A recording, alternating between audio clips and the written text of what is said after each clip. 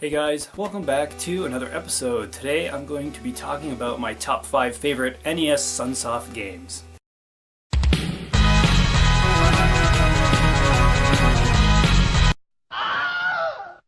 Okay, so starting off at number 5 is a game I actually don't own. I've just strictly emulated this game. It's Journey to Silius, or Silius, however you pronounce it. Mike Tenda would probably tell us how to pronounce that correctly, but anyways, Journey to Silius I'm going to call it.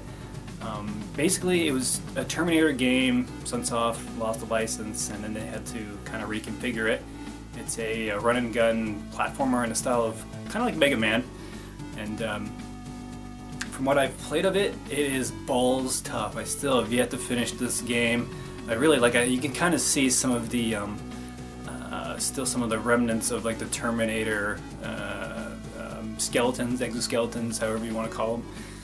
And a lot of the machinery, like the bosses, are kind of like similar to some of the stuff you've seen in those James Cameron films.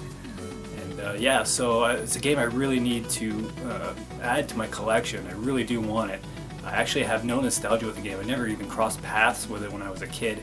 And it's a shame because from what I've played of it, I really enjoy it. Especially the music. Everybody will tell you the same thing. The music is phenomenal. And that's kind of like a trademark of Sunsoft. So number 5 is Journey to Silius.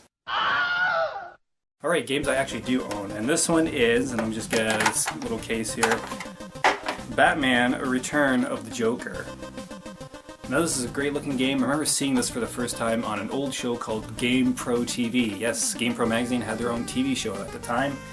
And I remember them previewing this game, and especially I always remembered, because it was so cool, that one of the levels where it's kind of like a side-scrolling shoot-'em-up where Batman has like this rocket pack on, and then you're just firing your gun at enemies. And I thought that was so cool. The game looks amazing. I mean, there's some parallax scrolling if I'm correct, and it just looks awesome. Unfortunately, they didn't keep like the same gameplay of Batman, the video game, the original Batman on the NES, which kind of stinks, but what they have here is pretty good, and I really do enjoy it, and the music again is phenomenal. So at number 3, it is Gremlins 2, the new batch. What an amazing game and a pretty good movie, actually. And the music, what is it with Sunsoft? Their musical programmers are just geniuses, because this game sounds sweet.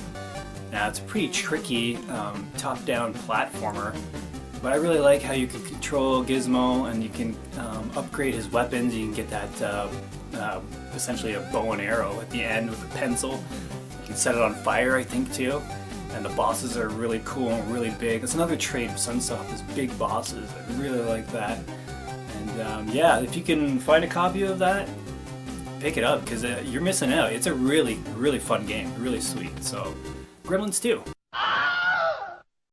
Now, for the next one I had a really hard time picking which one would be number 1, which one would be number 2. This is the number 2 pick, but I mean, depending on the day of the week or time of the month or just whatever I'm feeling in my head, I can just easily flip-flop these two. But number 2 right now is Blaster Master, and this is a game that I had as a kid. This is actually my original copy. There's some writing there. There's somebody's name scribbled all over it. I should really get rid of that.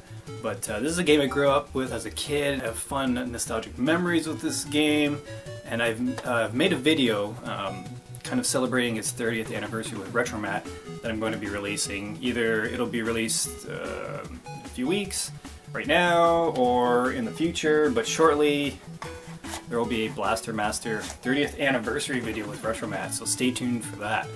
But yeah, we always got lost in this game. After stage 3, we're like, where the hell do we go? And but I'll detail that a little bit later. But Blaster Master, the controls, the music, really awesome.